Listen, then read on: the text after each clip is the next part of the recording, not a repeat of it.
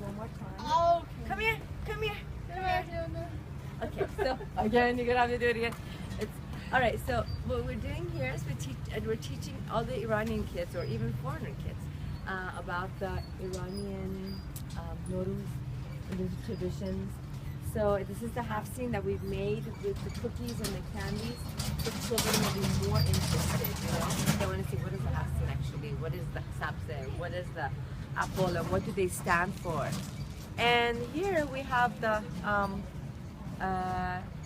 what is the name of the book? This is the author, the poet Ferdowsi, and he's written this book, Shahnameh, and these are all the characters of Shahnameh. These are the evil characters, and these are the good characters. And he's the person, his name is Jamshid, he's the one that actually brought Nowruz and told everyone to celebrate Nowruz in this process.